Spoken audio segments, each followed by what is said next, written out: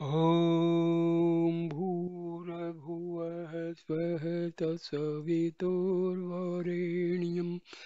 भर्गो देवस्य धीमहि धियो यो नः प्रचोदयात् ॐ शान्ति शान्ति शान्तिः Om Sai Ram, sisters and brothers. I am giving you one video on the topic Know Thyself, then you will know everything. This message was given to the students in Prashanti Nilayam on New Year Day, 1st January 2009. And here is the message given by Satya Sai Baba to the students in Prashanti Nilayam. Om Sai Ram. The sun appears serene and peaceful. The days have become shorter and the cool wind is blowing. The fields are ripe with golden crops. Marigold flowers are blossoming like garlands of pearls on the banks of rivers. Marigold flowers are blossoming like garlands of pearls on the banks of rivers. The farmers are rejoicing and singing. The sweet festival of Sankranti has come in the Pusya month, filling the granaries in our homes with the freshly harvested grain. So this is the translation of a Telugu song, Embodiments of Love. This is the Sankranti festival time. Sankranti is a great festival. It is a day on which the farmers bring home the harvested crops consisting of all varieties of food, grains, and pulses needed for the household. The farmers, having finished a hectic schedule of harvesting the crops and becoming free from agricultural operations, enjoy good food and rest in their homes. They spend a leisure time happily with their family and friends, indulging in fun and frolic. They invite the newly married sons-in-law to their houses and present them with new clothes. The entire house abounds with joy. In this context, there is a folk song in Telugu depicting the festival atmosphere in the village. As Sankranti is the festival of festivals, oh, newly married bridegroom, visit your in-laws' house, come spend your time in fun and frolic with your brother-in-laws and sister-in-law. The entire household and the neighborhood will honor you with love and affection.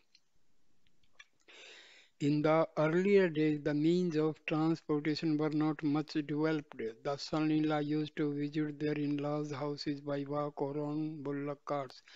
Hence, the entire village used to shower a lot of affection on them and respect them by attending to their needs. They used to be fed with a variety of tasty dishes. The Sankranti festival is also an occasion when the bullocks are decorated elaborately and taken to various houses in the village.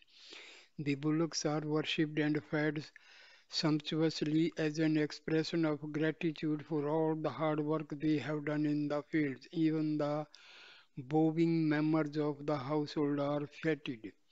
A symbolic marriage is performed between a pair of bull and cow, naming them Rama and Sita. They are taken along the streets and made to dance to the delight of everyone. The cow named Sita is asked Rama is black, do you like him? Sita would swing her head in disagreement. Then she is consoled. Please do not say no. Rama is great. He is handsome and respectable. Then Sita would nod her head in agreement. An elder brother watching this beautiful show invites his younger brother to witness this symbolic marriage and offer gifts to the couple thus. Oh, my dear brother, here comes the Gangri Dasu.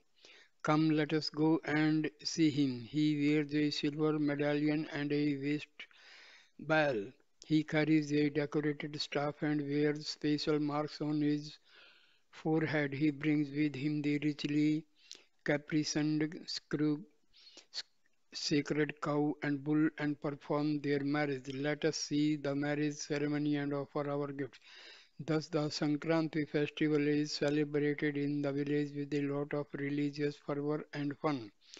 Festivals like Sankranti and Shivratri are meant to contemplate upon and realize one's innate divinity. People say, Ida na dehamo, this is my body, very casually, but people well versed in Sanskrit language would interpret the expression na dehamo, my body, in a different way. They explain that na means not based upon the literal meaning and conclude that na deham, I am not the body. Similarly, the Telugu expression na manasu, my mind can be interpreted as I am not the mind.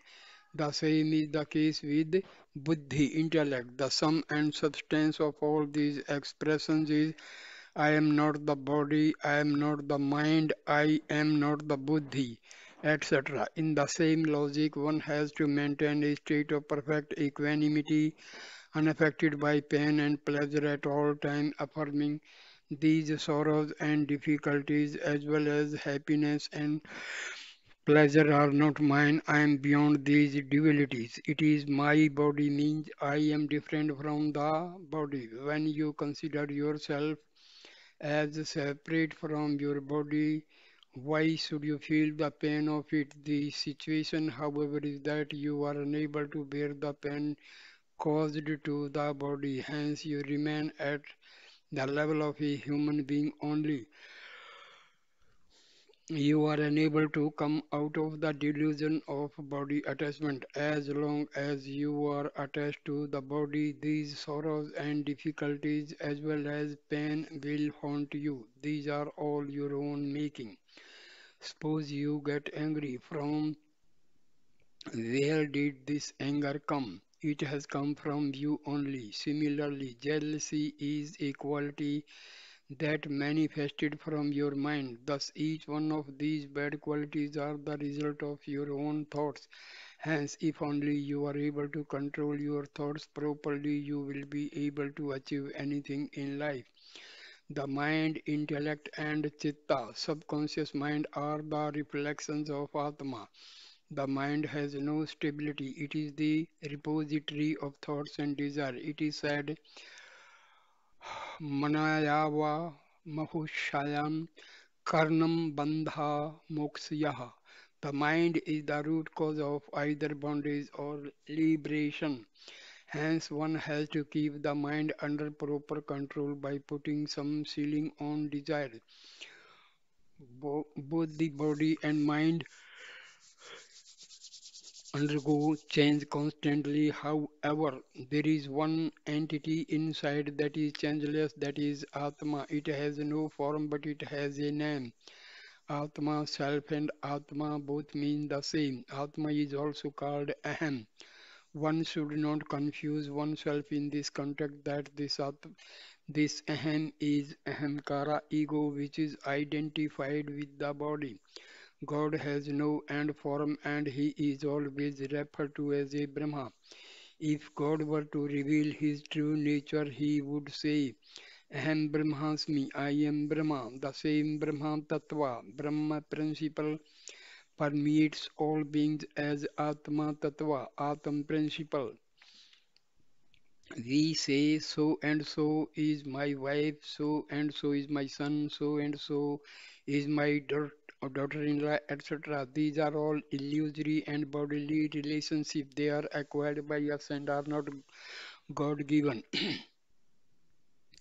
Similarly, God does not grant you either pleasure or pain. All are your own making only. They are due to your body attachment. As long as you are attached to the physical body, you will experience pain only. Once this physical body is consigned to flames, nothing comes along with you. At- Atma, Atma, self, I. These are the different names given to the same Atmic principle. The identification with the body is done by the individual, thereby resulting in ahamkara ego. That is why Jesus advised to cross the little I ego so that one may become God oneself.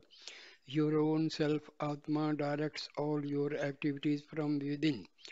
This self has no birth and death, just as Brahma has no birth and death. It is eternal, true, and changeless. We have to attach ourselves to such an everlasting principle, not to the constantly changing and ephemeral objects. Suppose you marry a girl, you call her your wife. Prior to the marriage, who was she? Who were you? There was absolutely no relationship between you. Only by your marriage did you become husband and wife and acquired marital relationship. The relationship is acquired by you. God has nothing to do with these worldly relationships, yet He is the eternal witness to all that goes on this world. Dhyana, meditation, japa, constant repetition of God's name or yoga are of no help in realizing the Atam Tattva. Neither are the nine forms of devotion like Sarvanam, listening, Kirtanam, singing, contemplating on Vishnu, serving his lotus feet, salutation, worship, servitude, friendship, and self surrender of any help. They are different forms of sadhana which we ourselves have taken up. They are not God given. How many ascetics in this world do severe penance? How many people constantly do japa? Even when they are sleeping, the japmala rotates in their hand. Do all these spiritual exercise confer moksha liberation on oneself? Never. One has therefore to constantly contemplate on the Atam Tattva. If one, if someone asks who you are, you should be able to reply, I am God, with all the faith and confidence at your command. The Atam Saurupa in all the human beings is one and the same. It is eternal and changeless. I have told you several times about the story of Alexander the Great. Though he conquered large parts of the world, he could not take with him even an iota of property that he accumulated. He had to leave this world with empty hands. In order to demonstrate this truth to the world, he instructed his ministers to take his dead body in a procession through the streets of his capital, keeping both his hands in a raised position pointing the sky. When the ministers were curious to know the reason for this strange request from the emperor, Alexander replied, I have conquered several countries and accumulated great wealth. There is a vast army under my control, yet none is accompanying me at the time of my leaving this mortal body. I am going with empty hands. This truth has to be demonstrated to all people. We may acquire a lot of wealth and deposit in the banks or lend it to others for interest, yet we cannot take even a handful of earth along with us at the time of leaving our body. Nothing of this world comes along with us. We are unnecessarily struggling and planning several schemes, constantly thinking about them day and night. In spite of all our struggles, what has to go out of our hands will go.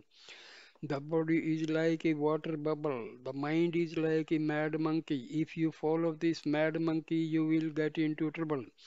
On the other hand, if you believe in the body, you do not know when this body, which is like a water bubble, will burst. Nothing is permanent, only the Atma, self is eternal and immortal. That is God. I, self, God are all different names by which divinity is referred to. The Atma that is referred to as I is donning different names and forms. God has incarnated as Rama, Krishna, etc. Rama underwent several difficulties and demonstrated great ideals.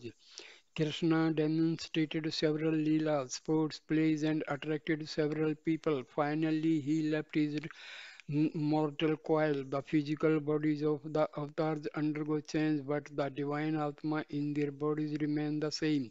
The Atma is omnipresent. However, in order to attain Atma Jnana, Atmic wisdom, your resolves have to be pure. You have to constantly contemplate upon the divine Atma. Your thoughts and actions may change, the methods of your japa, tapa, and yoga may change, but divinity will not undergo any change. That's why divinity has been described as nirgunam, nirjanam, sanatana, niktanam, nitya, shuddha, buddha, mukta, nirmala, Saurupinam, attributeless, pure, final abode, eternal, unsullied, enlightened, free, and embodiment of sacredness. People pray, O God, grant me your divine darshan. Even if He grants you His divine vision, it is only momentary. It comes and goes like a flash. In fact, God is very much immanent in your own heart. He is hearing all your prayers. He is answering your prayers. Even when your physical body ceases to exist, the Atma remains. That Atma is eternal. It assumes different forms. We witness several objects in this universe, like the stars, the sun, the moon, etc. Though they appear to be static, even they undergo changes. Only divinity, which is the basis of all these, remains changeless and eternal.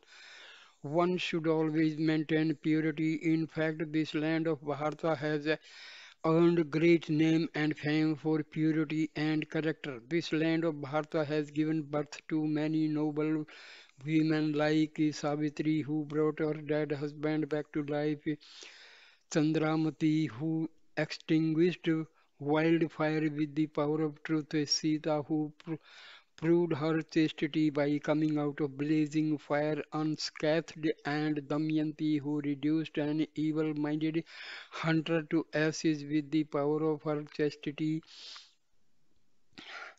The, this land of piety and nobility attained plenty and prosperity, became the teacher of all nations for the world because of such women of chastity.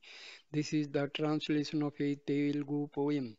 Good character is very essential not only for ladies but for gents too. If one has character, you can call them a man or a chaste woman. Today we find boys and girls moving very close and behaving as though they are husband and wife, but for how long? Only for a short period.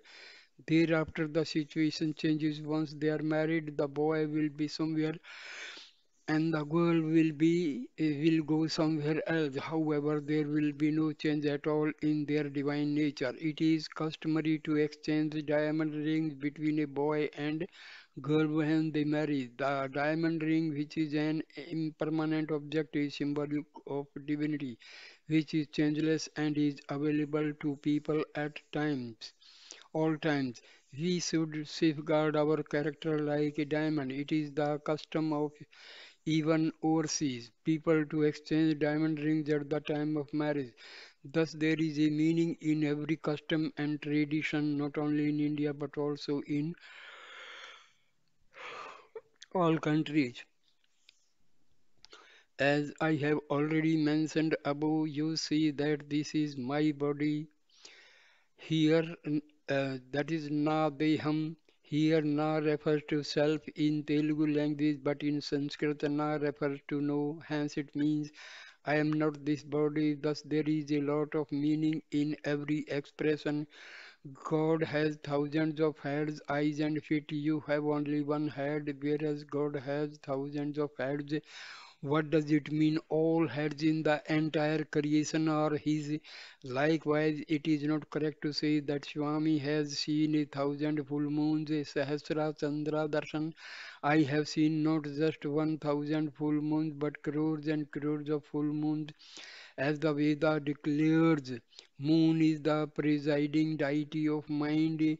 You each have a mind. I have been seeing all your minds. I have been seeing the minds of crores of people all over the world. Thus, it amounts to seeing not merely 1,000 moons, but crores and crores of moons. The body sang a song. It is the bond of love that unites us with you. A few minutes ago, you should ensure that this bond of love lasts forever. Outwardly, we may display several qualities, but the inner thoughts or values are only five. Satya, truth, dharma, righteousness, shanti, peace, prema, love, and ahimsa, non-violence. These are innate qualities not superimposed from outside, neither they can be purchased from any shop. They are very much ingrained in the core of our personality. Our duty is to manifest those qualities and reflect them in our daily life. That is educare. On the other hand, education refers to acquiring knowledge relating to the physical and secular world. Truth is eternal. It has to manifest from within. Same is the case with dharma. It is said, dharma moolam idam jagat. In fact, it is Satya Moolam Idam Jagat. Truth is righteousness. All other values are contained in and originate from truth. Love is another quality that is innate in human beings. It should be manifested and shared with one and all. Where there is love, there cannot be hatred. Love transforms itself into non-violence. A person is suffused with love cannot indulge in any kind of violence. Where there is no love, people cause harm to one another. From truth emerges righteousness. When these two qualities go together, peace is the result. Peace manifests as calm and serene behavior. A person in that state says, I am peaceful. Several people, when asked about the purpose of their sadhana, reply, for attaining peace of mind. But where is the peace? There are only pieces in the outside world. A mother loves her child. She will not forsake her child under any circumstances, even when provoked to get angry. Love drives it away. If non-violence is to reign sup- supreme in the world, the quality of love must be cultivated by all. It is not enough if you love yourself. You should love your neighbors too. You must develop the feeling that everyone belongs to you and the same Atma resides as the indweller in all people. For example, there is only one moon in the sky. The same moon is reflected in 1,000 pots. You will see the moon reflected in each of the 1,000 pots separately. Can you therefore say there are 1,000 moons? No. Similarly, there are no suns separately in different countries like India, USA, and Japan. Only one sun illuminates the entire world. However, the time at which the sun rises in different parts of the world differs. Now it is 6 o'clock in the evening for us, whereas it is 6 o'clock in the morning in America. In Japan, it is 12 noon. On the basis of this difference in time, you cannot say that there is more than one sun in the sky. Only one sun illuminates the entire world. Similarly, only one God resides as the indweller in different people. Each one worships him in their own way, ascribing a particular name and form to divinity. Several people are trying to ascertain from me the birthplace of Lord Rama during the past several years, a number of people approached me and pleaded with me, Swami, please tell us where exactly Rama was born. I told them Rama was born in the womb of Mother Kaushalya. In fact, do you search for yourself in the outside world? No, your true nature is to be found in yourself only. You are your only. You are you only. Similarly, it is futile to search for God asking, where can I find God? God is omnipresent. With hands, feet, eyes, head, mouth, and ears pervading everything, He permeates the entire universe. Hence, there is no use asking where is God. Try to know about yourself in the first instance. Then you will know everything. Unfortunately, today people are trying to know about everything in the outside world without first knowing about themselves. No purpose will be served by such an exercise. Know thyself, then you will know everything. Remind yourself, I am the embodiment of divine Atma. The Atma is immanent in me. People often say, this is my, but who is that my? To whom does it refer? The feeling of my is Maya, illusion. However, people do not make any effort to understand this.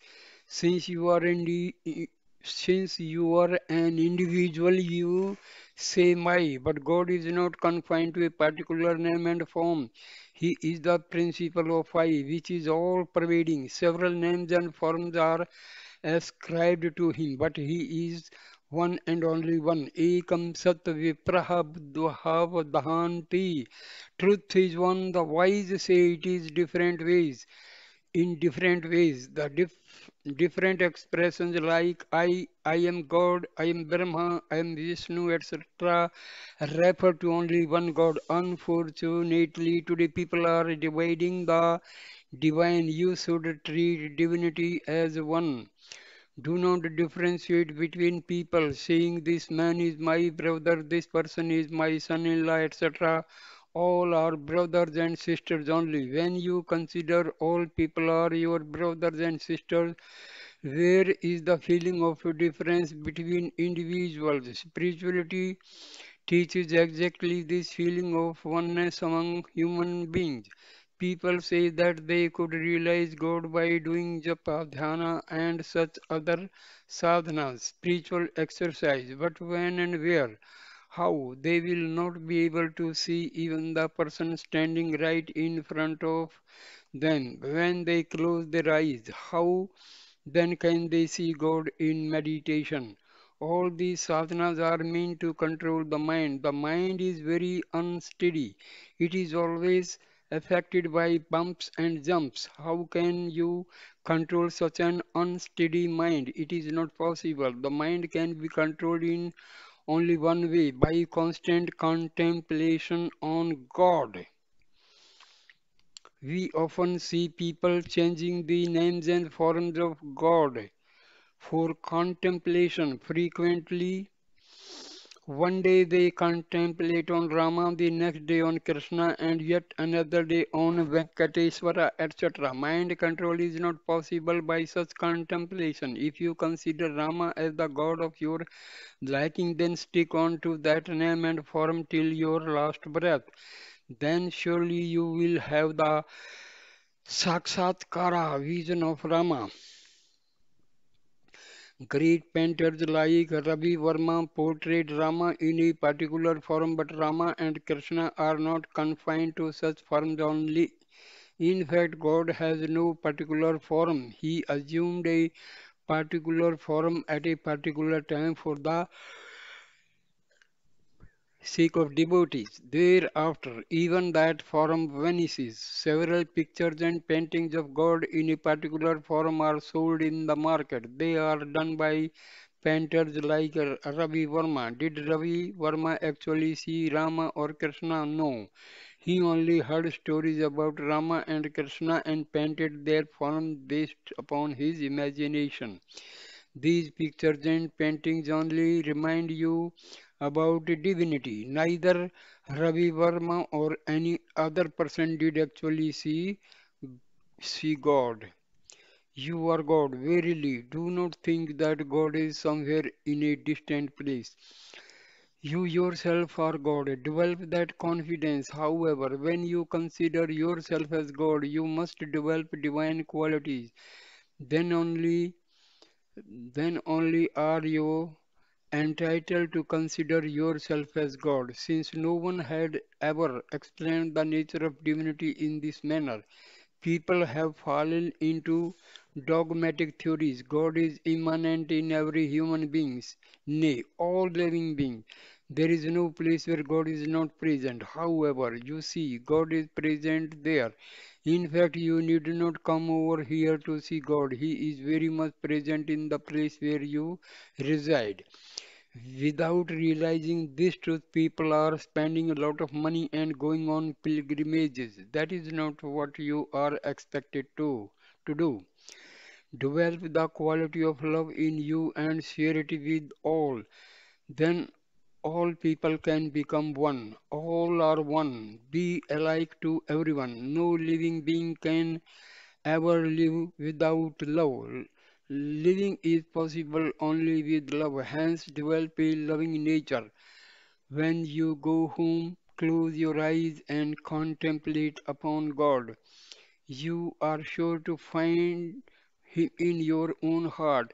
When you open your eyes to the outside world, you see all the scenery. What do you think is the purpose for which you are endowed with eyes? It is only to see God. If you go to a doctor complaining about some problem in your body, they will take an X-ray of your heart, liver, kidney, etc. and decide about the particular malady from which you are suffering. So, spirituality is like the X-ray photo that will reveal your true nature. Install the form of God in your heart and contemplate on Him incessantly. Never change that form for any reason. You are sure to realize God. You need not search for Him elsewhere. If you wish to see Swami, install the form of Swami in the altar of your heart. You can surely visualize Swami there. If you develop a feeling of oneness with Him, everything will turn out to be good for you. This is what you have to realize today.